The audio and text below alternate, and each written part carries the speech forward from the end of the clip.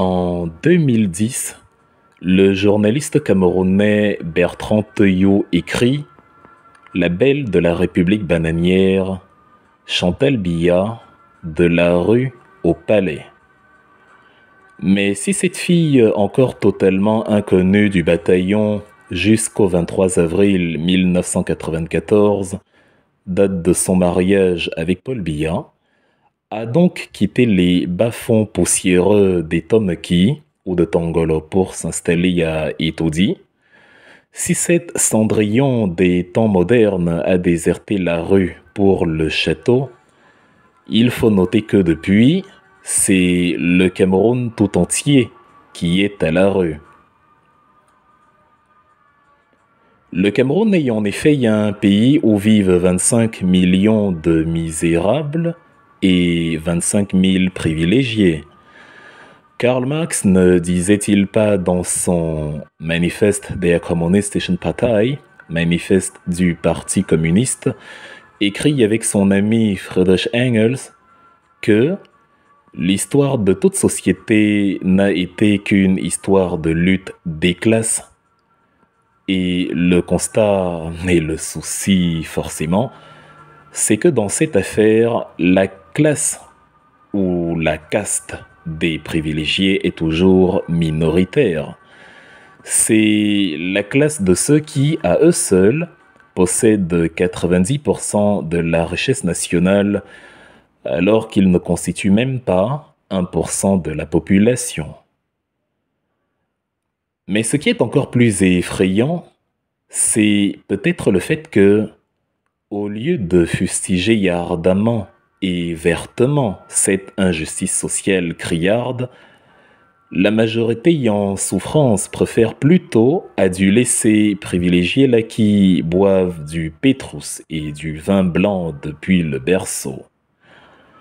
Dans un syndrome de Stockholm des plus bizarroïdes, les Camerounais semblent prendre plus de plaisir à admirer ceux qui jouissent sans eux plutôt qu'à jouir avec eux. Et justement, c'est de ça qu'il s'agit aujourd'hui, l'art de jouir. Jouis et fais jouir sans faire de mal à toi ni à autrui. Voilà, je crois, toute la morale. Cette très belle phrase est tirée du recueil Maximes et Pensées du philosophe et poète français Nicolas de Chamfort, publié en 1795 à titre posthume. Il faut comprendre ici que ce n'est pas la jouissance en soi qui pose problème. Si ton plaisir n'affecte en rien ton environnement, alors nul n'aura à s'en offusquer. Mieux encore, si ton plaisir génère du plaisir autour de toi, alors ce n'est que du bonus. Par contre, si ton plaisir engendre de la souffrance et du dégât chez tes semblables, alors le plaisir est grand à renoncer à ce plaisir. La recherche effrénée de la jouissance en toute chose, ça s'appelle l'hédonisme. Mais l'authentique hédonisme, selon Chamfort, c'est précisément celui-là qui ne nuit à personne. Sauf qu'au pays des crevettes, les choses sont un tout petit peu différentes. Au pays des crevettes, on ne se contente pas de jouir, on jouit et on nargue. Le 6 novembre dernier, Paul Biya fêtait ses 41 ans à la tête du pays. Mais plutôt que de nous présenter le bilan, plutôt que de nous dire ce qu'il en est de la Sotramas, société de transformation de manioc de Sang-Méliment, dont le lancement avait nécessité un décaissement de 1,2 milliard de francs, plutôt que de nous dire pourquoi l'autoroute Douala-Yaoundé est restée bloquée à 60 km malgré une facture entre 450 et 800 milliards, plutôt que de nous dire où en est le SND qui a remplacé le DSCE, document stratégique pour la croissance et l'emploi, Il a préféré nous montrer sa jouissance et couper un gâteau. Un anniversaire public, donc les 41 ans à la tête de l'État, s'est transformé en jouissance privée sans compte rendu public. Car à tout dit, on aime jouir. C'est un endroit où l'on s'ennuie à force de ne rien faire et où règne la paresse. Alors forcément, on se réjouit de ce qui peut nous faire jouir. Voilà un président de 91 ans, hors du temps et à jamais bloqué dans la préhistoire, qui pense qu'on peut souffler sur une fontaine lumineuse. Pourtant, ce sont des millions de Camerounais qu'il a condamnés à l'éclairage à la bougie en 2023. Le barrage de Mainveleux, produisant en effet moins de 80 mégawatts sur les 211 qui étaient prévus, et le barrage de Nachtigal présentant déjà des fissures avant même sa mise en service. Le 6 novembre dernier, c'était aussi le jour où les Ambazoniens ont fait irruption à Egbekwe et ont assassiné 20 personnes, dont des femmes et des enfants. Est-ce que vous vous souvenez que le père de la nation a lâché le moindre mot en leur faveur, lui qui est pourtant si prompt à envoyer un message de condoléances à Emmanuel Macron lorsqu'un moustique ou un cafard décède en France? La réponse est évidemment non. Pour Paul Biya, enfermé dans sa prison à ciel ouvert, qui fait à la fois office d'hôpital quand il n'est pas à la clinique à Genève, il vaut mieux s'occuper d'autre chose que des Camerounais, s'occuper de lui-même en l'occurrence. Il était en train de jouir donc, comme d'habitude, et il n'avait pas de temps pour ces morts-là. Maintenant, si... Parce que oui, vous êtes atteint du syndrome de Stockholm, c'est-à-dire d'une maladie mentale aiguë qui consiste à être exagérément amoureux de celui qui vous détruit.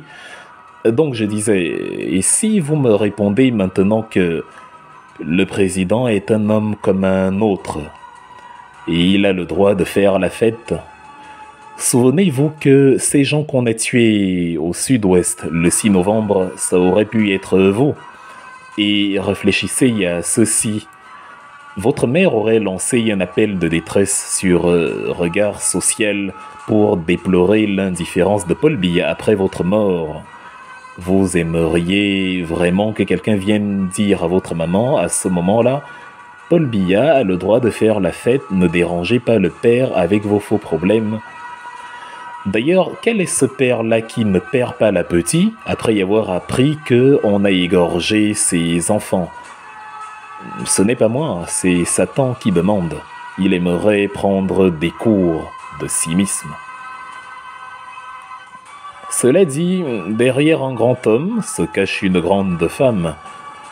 Mais qu'est-ce qui se cache donc derrière un dirigeant médiocre? Eh bien, une Barbie. Tout simplement, une Barbie sans personnalité dont le credo se résume en un seul mot: l'extravagance. Ce 4 décembre, veille du 5 décembre, le 5 décembre c'est la mort de Nelson Mandela, mais évidemment Barbie n'est pas au courant de ce genre de choses. Donc bref, ce 4 décembre, Chantal faisait ses festivités, elle fêtait ses 19 ans. Et pour ses 19 ans, Chantal a fait du chantage, enfin du Chantal, à en juger par la fougue avec laquelle elle déambulait pieds nus sur la scène.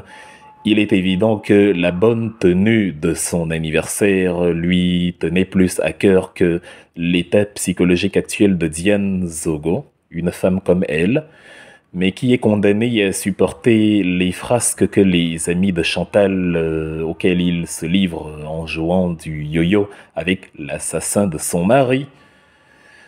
Barbie veut jouir, et c'est tout ce qui importe.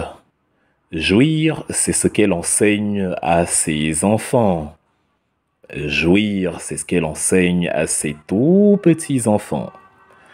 Jouir, c'est ce qu'elle fait. Et par ce spectacle aussi triste qu'ubuesque, en présence de son mari, un mari épuisé qui se demande ce qu'il fait là, qui se demande où il est et qui se demande comment il s'appelle, on peut dire que notre Marimar national nous présente finalement une autre version de la rue au palais à la rue. Mon livre, Le village d'Iming, est disponible en version papier et en version électronique sur Amazon depuis le 25 novembre dernier. Iming, c'est-à-dire la vie. En attendant le jour où j'écrirai le village d'Ibon, c'est-à-dire la jouissance. Je vous recommande fortement de le lire, car il va agrémenter votre fin d'année, vous assurant alors une jouissance littéraire de tous les instants. Ikanga, Claude Wilfried.